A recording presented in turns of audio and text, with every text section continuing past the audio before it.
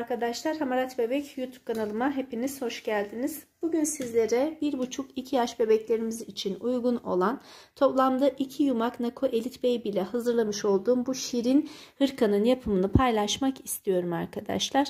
Hırkamızın boyu 36 santim oldu. En uzunluğumuz ise 32 santim oldu. Kol boyumuz ise toplamda 31 santim ebatlarında bir hırka çalışması yaptık. Küçük ajurlar ve tomurcuklarla aksesuar ederek süslemiş olduğumuz bir hırka çalışması oldu. Gayet kullanışlı ve hoş bir ürün elde etmiş olduk. 3,5 numara şiş kullandım arkadaşlar hırkamızı hazırlarken. 3 veya 4 adet düğme kullanabilirsiniz. Ben 4 adet kullandım ama 3 adet de gayet düzgün ve güzel duracaktır. Orta kısmından robadan küçük bir bağcık çalışması yaptım. İsterseniz yapmayabilirsiniz de ama hem aksesuar hem de kullanışlı bebeklerimizin tam roba kısmından sabitleyeceğimiz güzel bir çalışma oldu. Arkası tamamen düz örgülerden oluştu arkadaşlar ve tam bel kısmında küçük bir tomurcuk çalışması yaparak süslemiş olduğumuz bir hırka oldu. Detaylı anlatımına dilerseniz başlayalım. Şimdiden hepinize kolaylıklar diliyorum.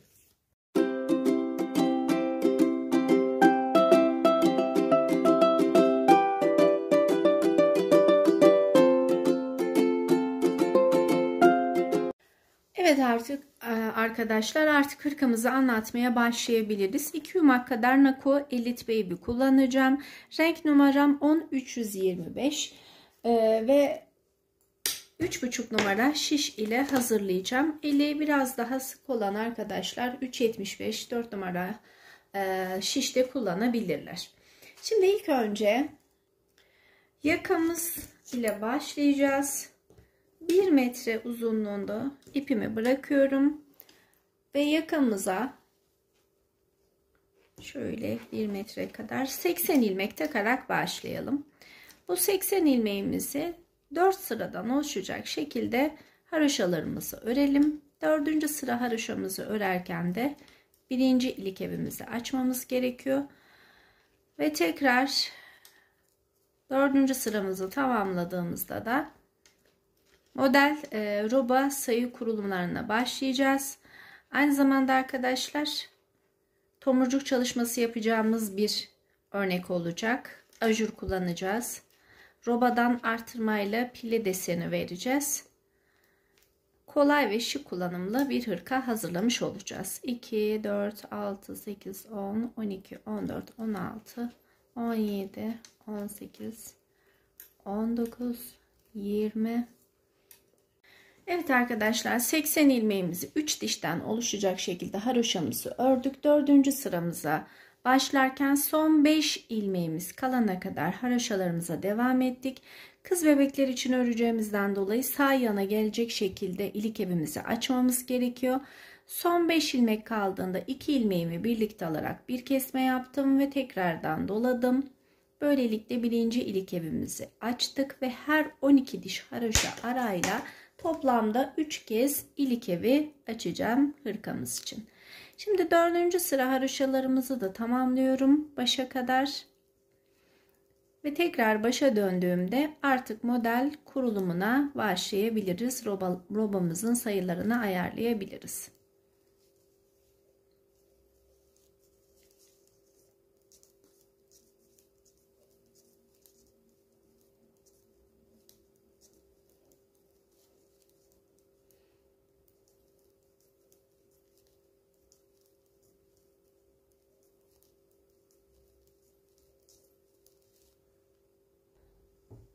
Şimdi roba kurulum sayısını nasıl yapacağız arkadaşlar?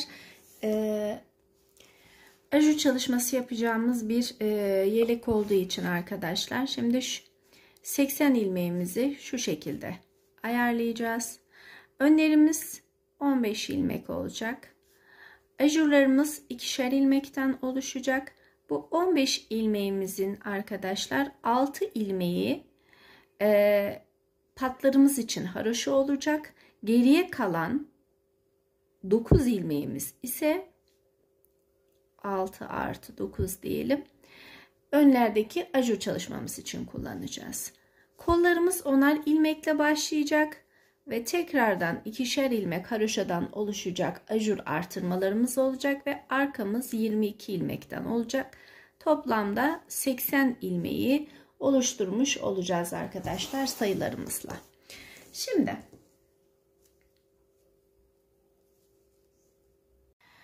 evet arkadaşlar, şimdi ilik evi çalışmamızı açtık ve 4 diş haroşamızı tamamlamış olduk. Artık roba kurulumumuza ve V şeklindeki oluşacak ajurlarımıza başlayabiliriz. Baştan 6 ilmek haroşamı ördükten sonra bir kez şişime dolamamı yaptım ve 2 ilmeğimi birlikte alarak kesme işlemimi yapıyorum.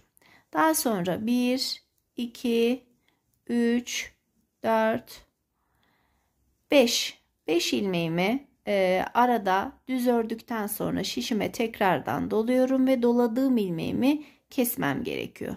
Buraya kadarki ilmek sayıma bakıyorum. 2, 4, 6, 8, 10, 12, 14 ve 15. Bu 15 ilmek benim ön sayım.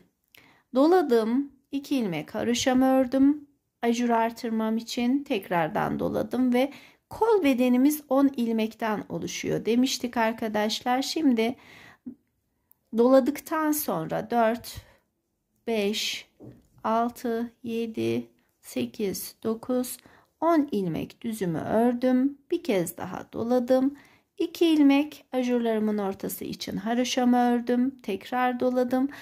Arka beden sayımız 22 idi. 3, 4, 5, 6, 7, 8, 9, 10, 11, 12, 13, 14, 15, 16, 17, 18, 19, 20, 21 ve 22 ilmek düzümü ördükten sonra doluyorum. 2 ilmek haroşamı örüyorum. Tekrar doluyorum ve diğer kol çalışmama gelmiş oldum. 3, 4, 5, 6, 7, 8, 9, 10. 10 ilmeğimi ördükten sonra tekrar doladım. 2 ilmek haroşamı örüyorum ve tekrar doluyorum. Doladıktan sonra şimdi diğer ajur çalışmamızı yapacağımız yere geldik arkadaşlar. İlk etapta 2 ilmeğimi birlikte alarak bir kesme yapıyorum ve bir kez doluyorum. 1, 2, 3, 4, 5 ilmeğimi arada düz örmüş oldum. Yeniden 2 ilmeğimi birlikte alarak bir kesme yaptım. Kesme ilmeğimi tekrar yerine getirmek için doladım ve kalan 6 ilmeğimi haroşa tekniğim ile örerek sıramı tamamlamış oldum. Örgümün arkasına dönüyorum. Burada kenar patlarımız haroşa devam edecek. Ajurlarımızın ortasındaki 2 tane roba artırma ilmeklerimiz yine aynı şekilde haroşa devam edecek ve örgümüzün geriye kalan kısmı ters örgüden oluşacak. Ajur ortalarındaki haroşalarımızı örmeyi unutmadan dikkatli bir şekilde terslerimizi örelim. Bakın 2 ilmek ajur artırmasına geldim. Haroşa tekniğimle, yani ön yüze haroşa düşecek şekilde kendi tekniğinize göre örmeniz gerekiyor. Kollarımız 10 dedik. Arka kısımda örerken artırma yapmış olduğumuz için 12 ilmeğe çıktı. Artık 22 ile başlamış olduğumuz arka bedenimiz 24'e ve ön bedenimiz 15 ile başladık. Ajur artırmamızla birlikte 16'ya çıkmış oldu bu sıranın sonunda.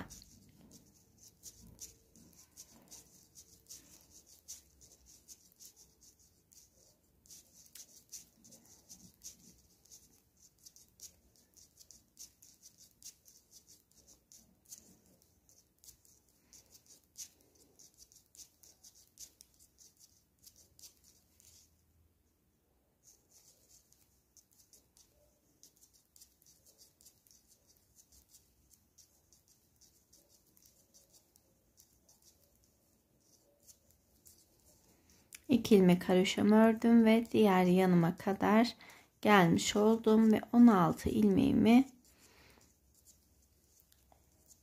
10 ilmeğini ters, 6 ilmeğini yan patım haroşa olarak tamamlamış oldum. Yani şekilde de gösterelim arkadaşlar, kafa karışıklığı olmasın. Şuradaki ikişer ilmeğimiz var. Bunlar haroşa olarak devam edecek örgümüz bitene kadar. Örgümüzün kol ve arka kısmı düz. Ön kısmımızda ise V şeklinde, bu şekilde ajurlar çalışacağız. Mantığını bilirsek hareket etmemiz daha kolay olacaktır. Şimdi bunun detayını da verdikten sonra ikinci kısmımıza geçelim. Yani ikinci ajurlu kısmımıza. Şimdi ajur kesmelerimiz nasıl düzgün düşecek? Bunları da birlikte bakmış olalım. 6 ilmek haroşamı örüyorum. 6 ilmek 3, evet 6. Şimdi bir ilmek düzümü ördüm. Bir kez doladım.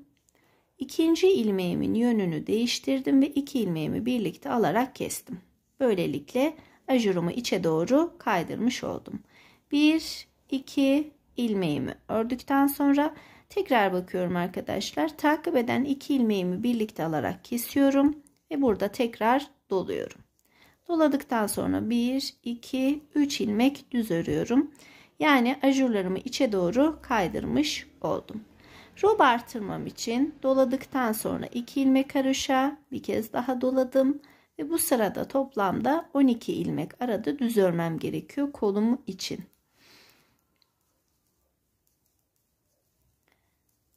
Tekrar doladım. 2 ilmek haroşamı ördüm. Tekrar doladım ve 24 ilmek düz örmem gerekiyor. Arka beden sayımız 24'e çıktı biliyorsunuz.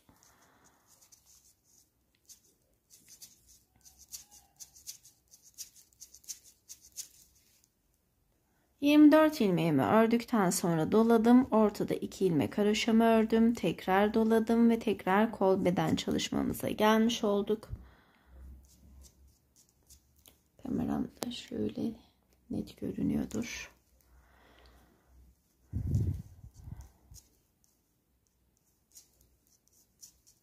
...12 ilmek kol için örgümü ördükten sonra doladım. 2 ilmek haroşamı ördüm. Doladım. Şimdi 1, 2, 3 ilmek düzümü ördüm. Doladım. İkinci ilmeğimin yönünü değiştiriyorum. Düzgün düşsün kesmem diye ve 2 ilmeğimi birlikte alarak kesiyorum. Daha sonra 1, 2 ilmeğimi örüyorum. Tekrar iç kısımda bir kesme yapmak istiyorum. Ve ajurumu kaydırmak için 2 ilmeğimi birlikte alarak bir kesme yaptım. Doladım. 1 ilmek düz ve 6 ilmek haroşa ile sıramı tamamlıyorum.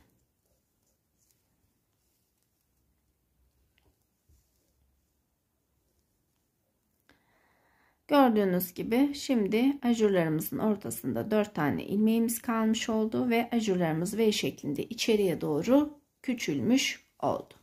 Şimdi ikişer ilmek ajurlarımızın ortasındaki haroşalarımızı ve kenar patlarımızdaki 6 ilmek haroşamıza dikkat ederek geriye kalan bütün ilmeklerimizi ters örüyoruz.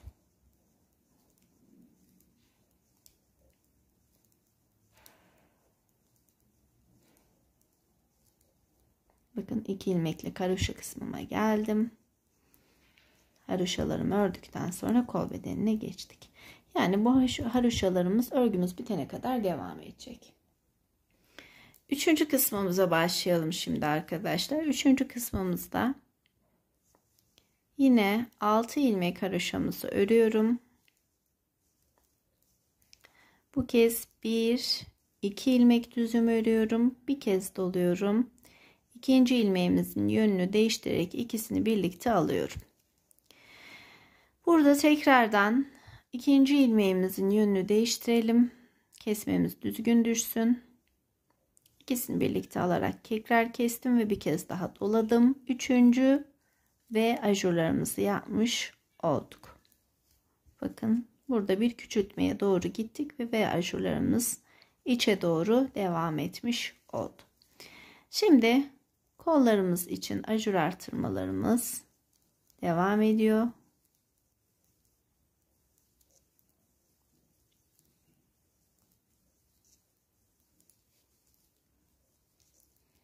Arada düzlerimizi ördük.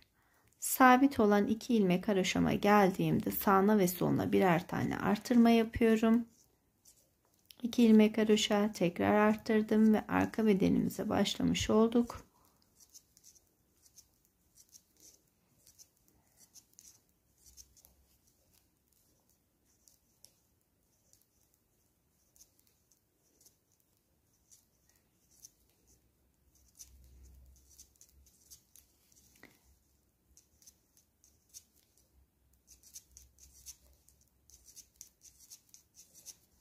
Arka bedenimizi de ördük ve 2 ilmekten oluşacak sabit haroşamıza geldik. Sağına ve soluna artırmamı yapıyorum. Kolumu örüyorum.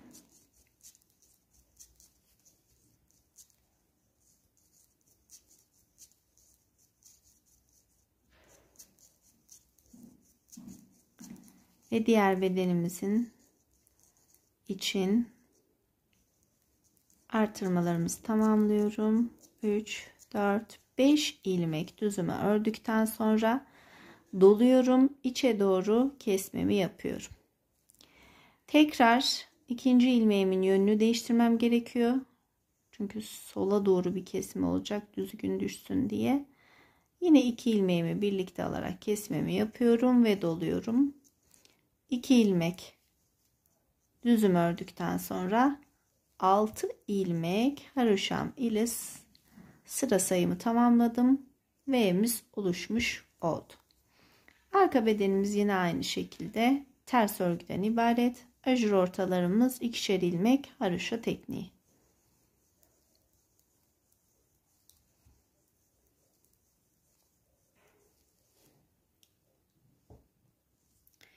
Evet, şimdi 4. ajur kısmımıza başlıyoruz. V'mizi hem birleştireceğiz hem tomurcuğumuzu yapacağız arkadaşlar. Burada şimdi şöyle yapalım. 6 ilmek haroşamızı örelim. 1, 2, 3 ilmek düzümüzü ördükten sonra bir kez doluyoruz. 2 ilmeğimizi birlikte alarak kesiyoruz. Doladığımız ilmeğimizi kesmiş olduk. Daha sonra tekrar doluyoruz arkadaşlar. İkinci ilmeğimizin yönünü değiştiriyoruz ve ikisini birlikte alarak bir kesme daha yapıyoruz ki ilmek sayımız orantısız artmasın. Bu bir ilmeğimize bir sonraki sıramızda ajur değil sadece tomurcuk yapalım. Şimdi 1, 2, 3, 4, 5 ilmek düzümüzü ördükten sonra ajurlarımızı yapıyoruz. Doladım. 2 ilmek haroşamı ördüm. Doladım. Kol bedenimi örüyorum.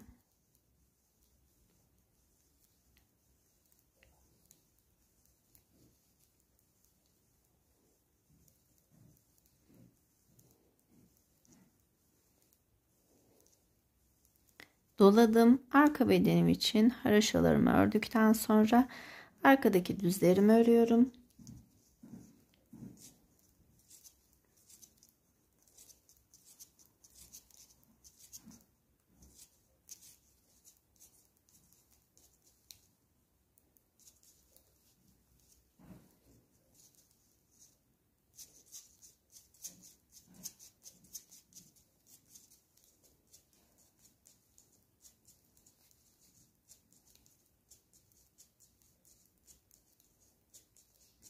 Düzlerimi ördüm, doladım, 2 ilmek haroşa doladım.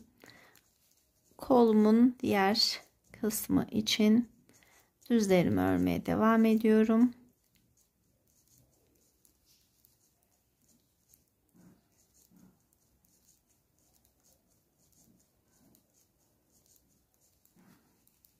Doladım, 2 ilmek haroşa doladım. 1, 2, 3, 4, 5, 6, 7 ilmeğimi ördükten sonra doladım. İkisini birlikte alarak kestim, doladım. Yine ikisini birlikte alarak sola doğru keselim ama şu ilmeğimizin yönünü düzelterek keselim ki düzgün düşsün örgümüz. Böylelikle ilmek sayımızın orantısı bozulmamış oldu. Şimdi 6 ilmeğimizle haroşalarımızla tamamlamış olduk. Bakın V'mizin birincisini oluşturduk. Şu tam ortadaki kalan V'mizi de şimdi tomurcuk çalışması yapacağız. Evet, arka kısımdan da örgümüzü ördüğümüze göre şimdi tomurcuğumuzu yaparak arada birinci ajur kısmımızı tamamlamış olalım. 6 ilmek haroşamı ördüm. 1 2 3 4 ilmek düzüm ördüm. 5. ilmeğimin üzerine tığımla alıyorum. 1 2 3 zincir çektim, doladım. Aynı yuvanın içerisine batıyorum. Birinci, ikinci kez çektim. Tekrar aynı yuvanın içerisine batıyorum. Bir, ikinci kez çektim. Tekrar aynı yuvanın içine batıyorum. 1 2 toplamda 4 tane trabzan olunca da dördünü birlikte toplayıp bir zincirle sabitledim. Evet, birinci tomurcuğumu da yapmış oldum ve örgüme devam ediyorum. 3 4 5 6 7 kez de düzümü örmüş oldum. Görünümümüz bu şekilde arkadaşlar. Şöyle bir parça olarak düşündüğümüzde tam orta kısma gelecek şekilde tomurcuğumuzu çalıştık. Ajurlarımıza dikkat ederek örgümüzün kalanını örelim. Diğer yana geldiğimizde aynı çalışmayı yapacağız. Bir sonraki sıramızda ise tekrar ajur çalışmasına başlayacağız.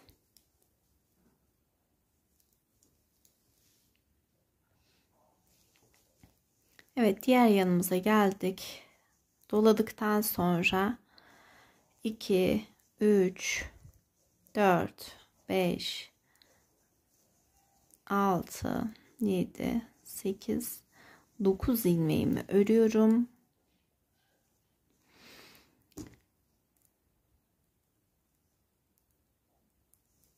Ortadaki bir ilmeğim için 1 2 3 zincirimi çektikten sonra tığıma doladım. Zincirimin ilk yuvasına batırıyorum. 1 2 kez çekiyorum. Üçüncüyü çekmiyorum. Yine 1 2 kez çekiyorum. Üçüncüyü çekmiyorum ve son kez aynı işlemi tekrarlıyorum tığ yardımıyla.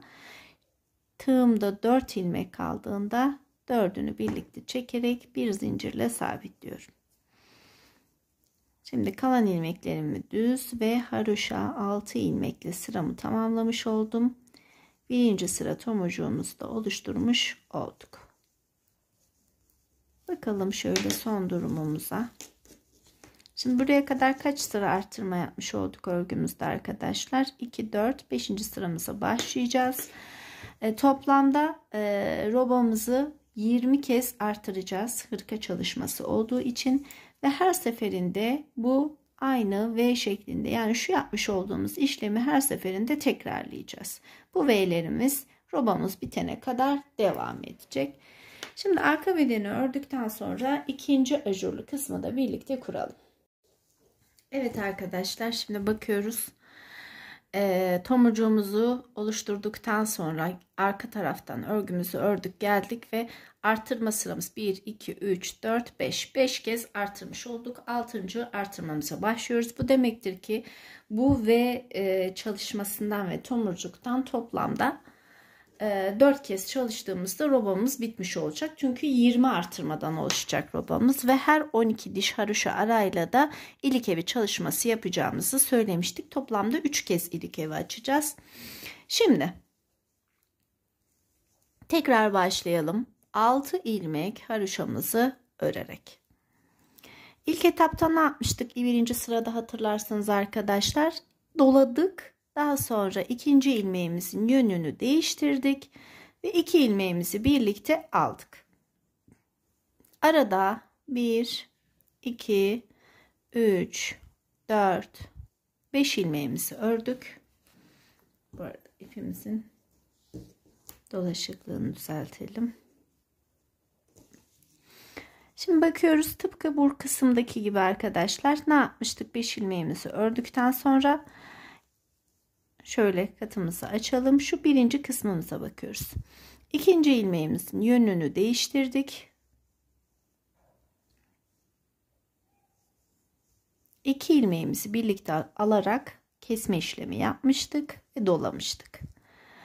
Aynı işlemi burada da uyguladık. Kestik, doladıktan sonra düzlerimizi ördük ve birinci kısmımıza başlamış olduk. Yani V ajurlarımız aynı bu kısımda olduğu gibi devam edecek örgümüzde. Bu V ajurlarımızdan, yani birinci yapmış olduğumuz bu çalışmadan toplamda 4 kez yapacağımızı da belirttik. Şimdi diğer başa kadar artırmalarıma dikkat ederek devam ediyorum.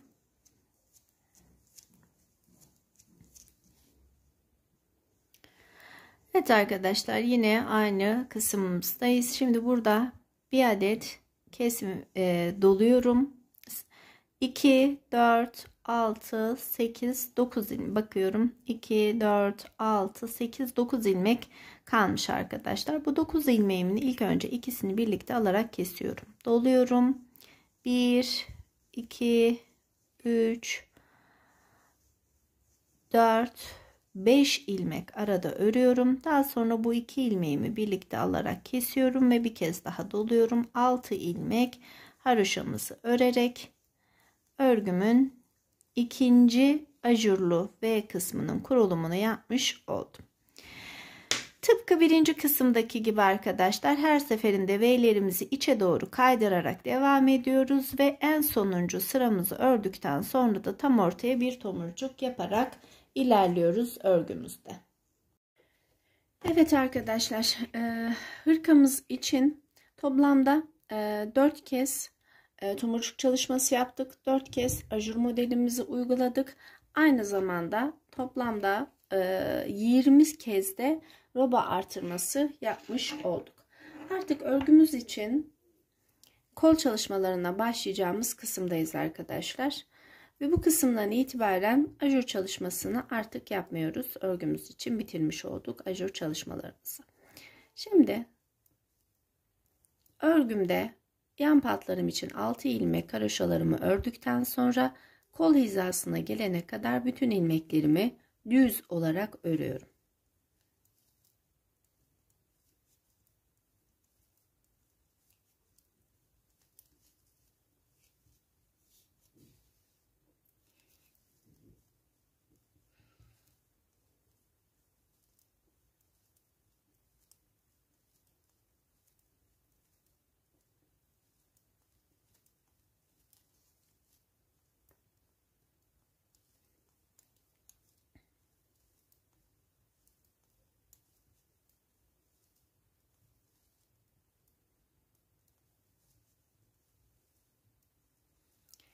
İki ilmek ajurumun ortasında haroşalarım vardı biliyorsunuz. Bu ilmeklerimi de artık düz örüyorum.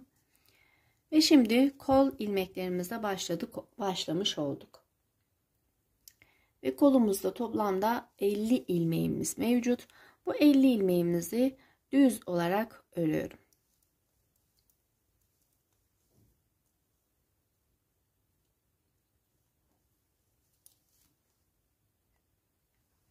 İlmeğimi ördüm. 2 ilmek ajurlarımın ortasındaki haroşalarımı örmeden örgümde geriye doğru dönüyorum. Şimdi burada yeni bir şişe geçmek istiyorum ben. Diğer ilmeklerim büyük şişimde durduğu yerde küçük şişimle devam ediyorum. Örgümde daha rahat hareket etmek için.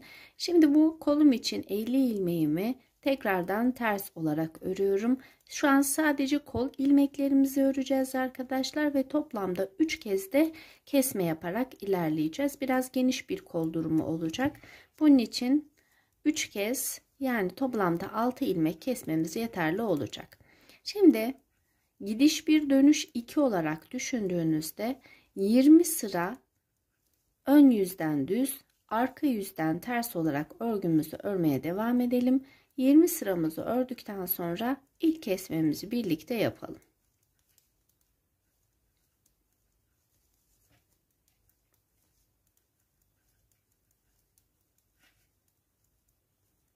Birinci sıramı ördüm.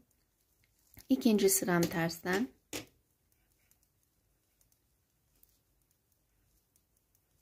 %50 ilmeğimi örüyorum.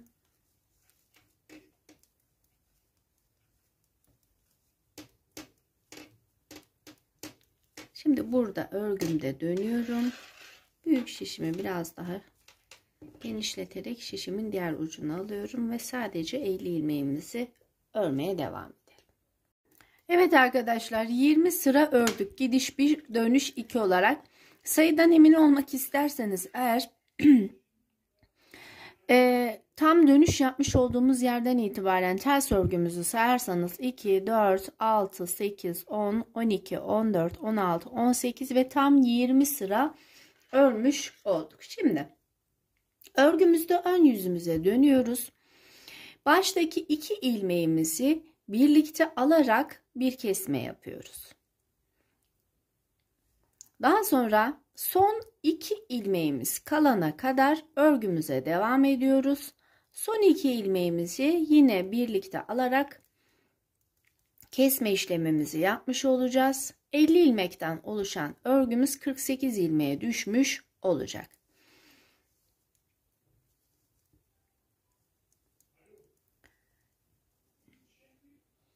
Son 2 ilmeğim kaldı. Son 2 ilmeğimi de birlikte alarak kesmemi yapıyorum. Şimdi arka kısımdan örgümün başına kadar ters örgümü örüyorum.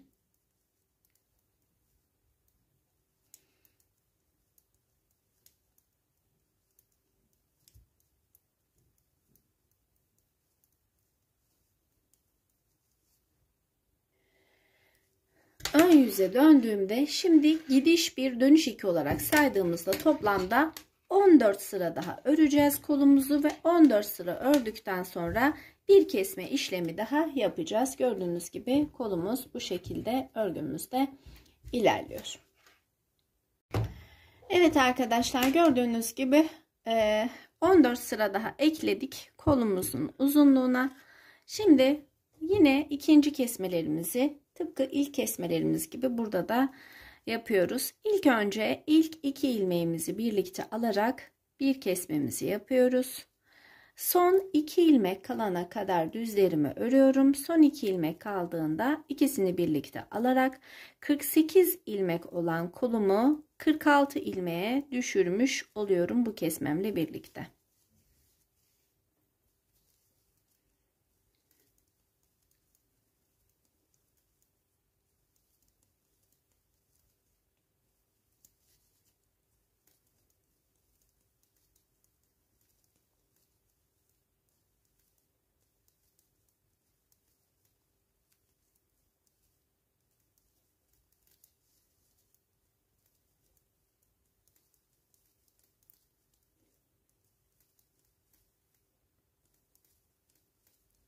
Evet, son 2 ilmeğim kaldı. Bu 2 ilmeği de birlikte alarak ikinci kesmemi yapmış oldum. Şimdi arka kısımda başa kadar ilmeklerimi ters örüyorum. Tekrar ön yüze döndüğümde gidiş 1, dönüş 2 olarak sayacağız ve 10 sıra daha öreceğiz. 10 sıra ördükten sonra da son kesimimizi yapacağız kolumuz için. Son kesmemizden sonra da yine kol için bir tomurcuk çalışmamız var. Onu da sizlerle birlikte yapalım. Evet arkadaşlar, 10 sıramızı da ördük ve kol boyumuzu oluşturmuş olduk. Şimdi lastik kısmı için ilk önce 10 sıramızı ördükten sonra kesme işlemimizi yapalım. Yine baştan 2 ilmeğimi birlikte alarak kestim.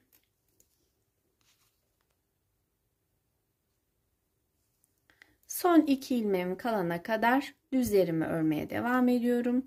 Son 2 ilmek kaldığında onu 2 ilmeğimizle birlikte alarak 46 ilmek olan kol sayımızı 44 ilmeğe düşürmüş olacağız.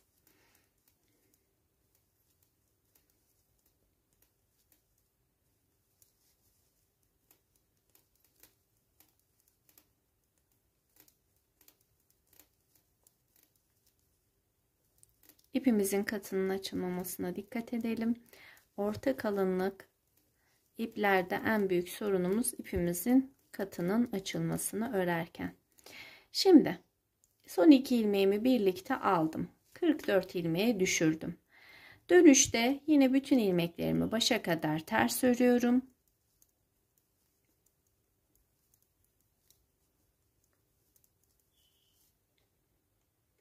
Ön yüze dönüyorum örgümde arkadaşlar. Şimdi burada ilk önce tomurcuk çalışması yapacağız. Baştan 3 ilmeğimi örüyorum. 4. ilmeğim için tığımı alıyorum.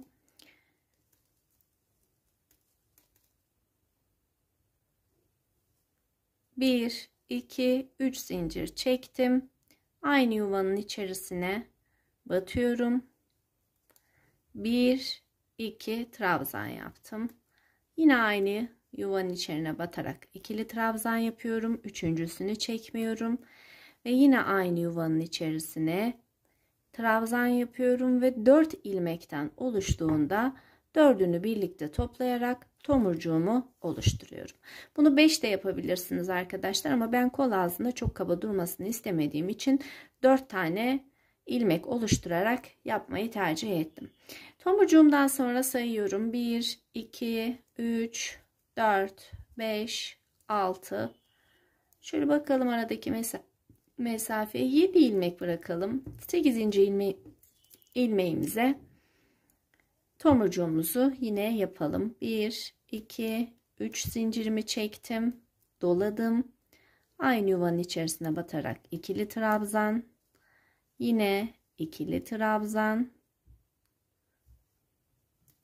Ve yine son kez ikili trabzanımı yapıyorum. Şişimde toplamış olduğum 4 ilmeği birlikte çekerek bir tomurcuk daha oluşturuyorum. Yani şöyle mesafelerimiz biraz belirgin olsun. 1, 2, 3, 4, 5, 6, yine 7 ilmeğimi ördüm. 7'şer ilmek arayla tomurcuklarımızı yapmaya devam edelim. Evet, son 7 ilmeğimizi de ördüm.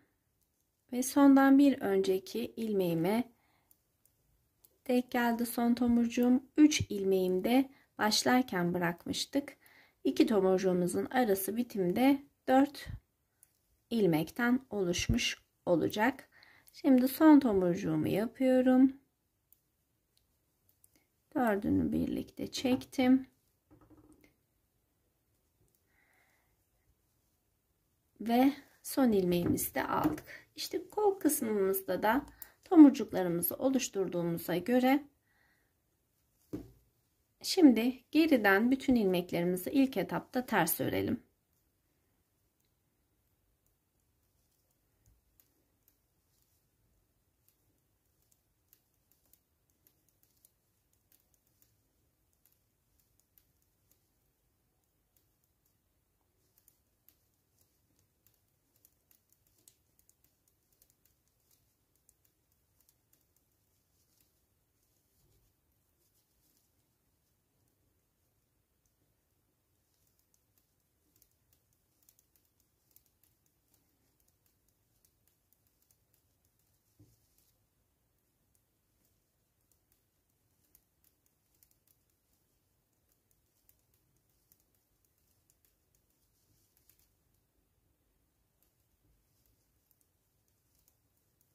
Terslerimi başa kadar ördüm. Şimdi 4 diş olacak şekilde haroşa ilmeklerime başlıyorum ve 5. sıra haroşamı örerken kol kesimini yapacağız. Gördüğünüz gibi tomurcuklarımızı da kolumuz için tamamladık. Daha sonra kolumuzu yine birlikte dikeceğiz. Şimdi ilmeklerimi haroşa tekniğine uygun şekilde alıyorum ve 4 sıradan oluşacak şekilde haroşalarımı oluşturuyorum. Şimdi 4 sıradan oluşacak şekilde haroşalarımızı ördüğümüze göre artık kol lastiğimizi de tamamlamış olduk. Bir ilmek örüyorum. Arkadaki ilmeği üzerinden atlatarak başa kadar kol kesimimizi yapıyoruz. Yalnız keserken esnek olarak kesmeye dikkat edelim arkadaşlar. Daha sonra da kolumuzu dikerek birinci kol kısmımızı tamamlamış olacağız. Evet arkadaşlar, kol kesimimizi de tamamladık. Şimdi şöyle ipimizi biraz uzunca keselim. Dikiş için kullanacağız bu ipimizin ucunu. Kameramızda şöyle açısını genişletelim. İki ucumuzu bir araya getiriyoruz örgümüzde.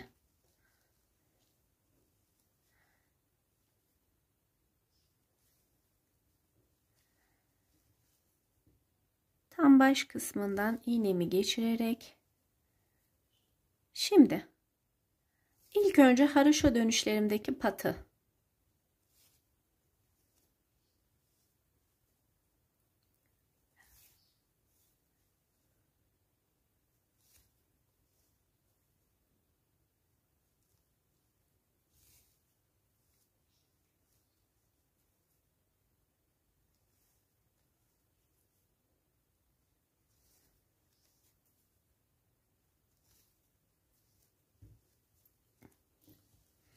düz kısımlarımızı ise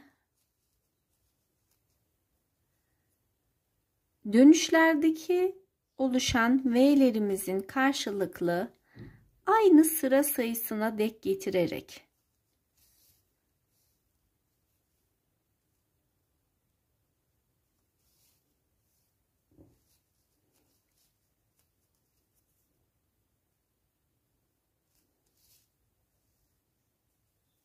V'lerimizin içerisinden iğnemizi geçiriyoruz. Aynı sıra sayılara denk getirdiğimizde dikişimiz daha estetik duracaktır arkadaşlar. Sıralarımızı takip edelim. Ve dönüşlerimiz net bir şekilde belli.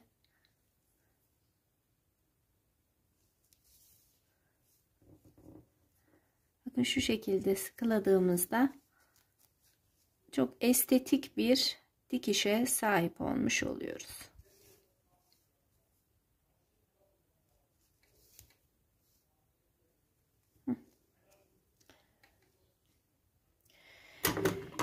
Evet arkadaşlar, kolumuzu dikişini sağladık. Tomurcuğumuzu yaptık. Kol uzunluğumuzu da ayarladık. Şimdi diğer kolumuza doğru yolculuğumuza başlayacağız. İlk önce ipimizin ucunu bulalım. Evet. Şimdi bu ön bedenimizin son ilmeğine ipimi takıyorum arkadaşlar. Bir kez düğüm atarak sabitliyorum. Şimdi kol altına toplamda kol altı açığını kapatmak için son ilmeğimi taktıktan sonra 3 kez artırma yapacağım. Yani boşluklardan şu şekilde artırmamızı yapıyoruz. Boşluklardan şişimi geçiriyorum ve bir ilmek alıyorum. Tam ortadaki boşluktan yine şişimi geçiriyorum, bir ilmek alıyorum. Diğer ajurumuzun ortasından geçirerek bir ilmek alıyorum ve 3 kez artırma yapmış oldum. Arka bedenimin ilmeklerini düz örerek diğer koluma kadar ilerleyeceğim ve diğer kolumda yapacağım işlemler 50 ilmek üzerinde kesmelerimiz ve uzunluğumuz aynı olacak. Bütün sayılarıyla, her şeyiyle diğer kolumuzu da öreceğiz. Ve daha sonra beden çalışmasına başlayacağız.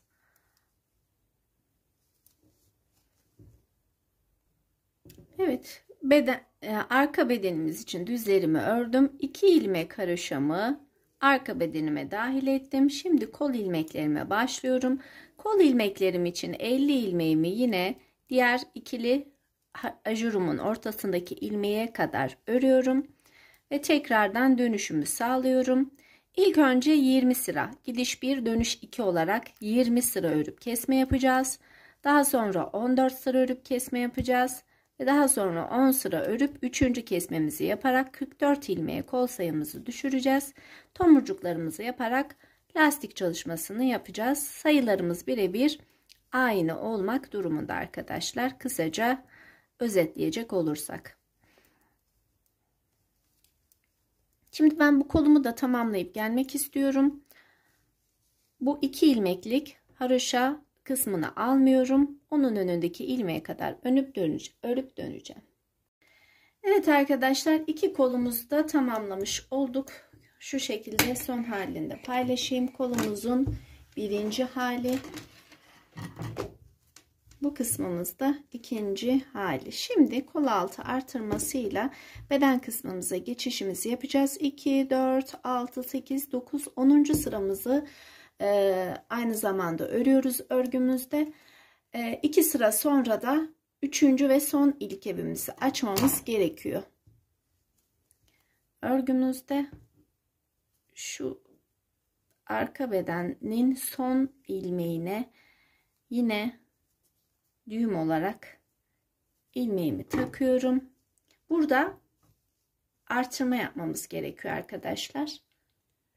Kol altımızda da 3 kez artırmamızı yaptık. Şimdi ön kısmımıza doğru örgümüzü ön yüzden düz, arka yüzden ters olarak 3. ilkebimizi açana kadar örgümüze devam ediyoruz.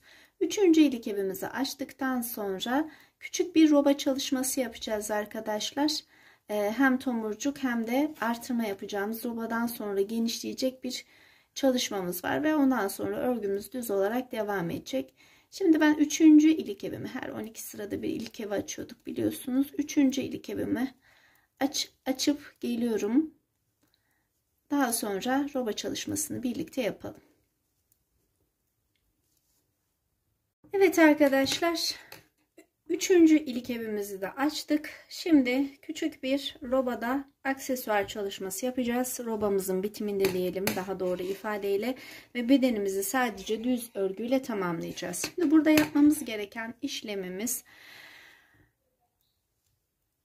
baştan 6 ilmek kenar patlarım için haroşalarımı örüyorum. Daha sonra 1, 2, 3 ilmek düzümü ördükten sonra 4. ilmeğime bir tomurcuk çalışması yapıyorum. Yine tomurcuklarımızı ikili trabzan yaparak 4 kez aynı işlemi yapacağız ve dördüncüsünün hepsini birlikte çekerek arkadaşlar küçük bir tomurcuk haline getirmiş olacağız. Şimdi bu tomurcuklarımıza diğer başa kadar devam edeceğiz. Peki kaç ilmek arayla yapalım? 2, 3, 4, 5, 6, 7. Yine 7 ilmek arayla 7 ilmek düzümü ördüm. 8. ilmeğime tomurcuğumu yapacak şekilde başa kadar ilerleyelim. Dönüşte yine düz örerek geleceğiz ki ön yüze haroşa şeklinde düşsün ilmeklerimiz. Bu sıramızı haroşa olarak tamamlamış olacağız. Hem tomurcuk çalışması yapacağız ve dönüşteki ilmeğimizin alış şekline göre haroşa olarak düşmesini sağlayacağız. İkinci tomurcuğumu yaptım. Evet, tomurcuklarımızı başa kadar yapmaya devam ettik arkadaşlar ve son tomurcuğumu yapıyorum. Son tomurcuğum için 3. ilmeğimi alıyorum. 1, 2, 3 zincir, ikili trabzan ve toplamda tığımda 4 adet ilmek oluştuğunda 4'ünü birlikte çekerek küçük bir tomurcuk çalışması yaptık. Kalan 2 ilmeğimi düz örüyorum ve kalan 6 ilmeğimi yan patlarım için haroşa tekniğimle örerek sıramı tamamladım. Dönüyorum örgümün arka kısmına arkadaşlar. Bu örgümde bu sıranın haroşa ilmekler olarak ön yüzde durmasını istediğim için ortada bir çizgi şeklinde bütün ilmeklerimi haroşa tekniğimle, yani öne haroşa düşecek şekilde alıyorum. Aradaki boşluklara dikkat edelim. Tomurcuklarımızın arasına oluşturduğumuz ilmeklerimizi daha sık alarak ön kısma düzgün düşmesini sağlayabiliriz. Bu sıramızı da haroşa olarak başa kadar devam ettiriyoruz. Ön yüze döndüğümüzde küçük bir robadan sonraki artışımız olacak. Biraz daha aşağı beden kısmının geniş durmasını istediğimiz için. Bu artışlarımızı da yaptıktan sonra örgümüz düz olarak bitene kadar devam edecek.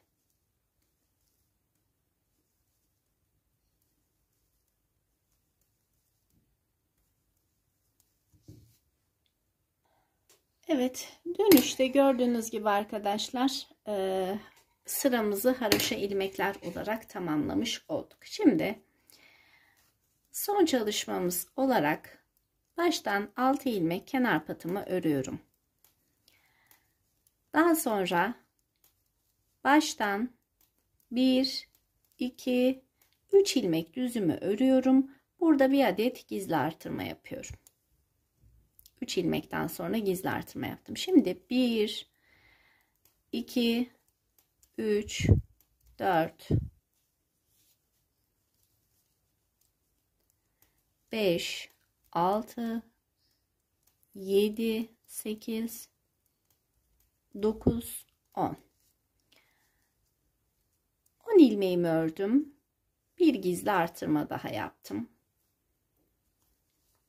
Yine 1, 2, 3, 4, 5, 6, 7, 8, 9,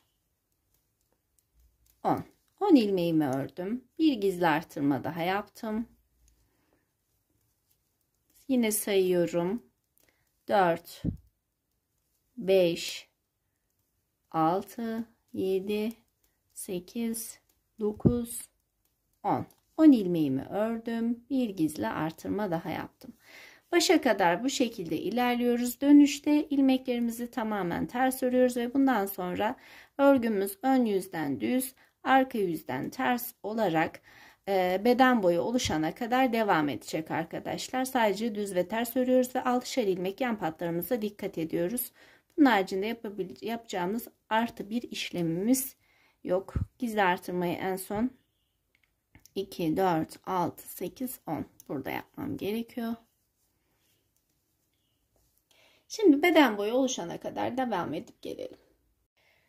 Evet arkadaşlar, hırkamızı tamamlamış olduk. Gördüğünüz gibi en son tomurcuk çalışmasını yaptıktan sonra ortalama 19 santim kadar daha ördükten sonra lastik çalışmasıyla birlikte 19 santim, lastik çalışmasına kadar 17 santim ördük ve 5 sıradan oluşacak şekilde haroşalarımızı ördükten sonra örgümüzü bitirdik.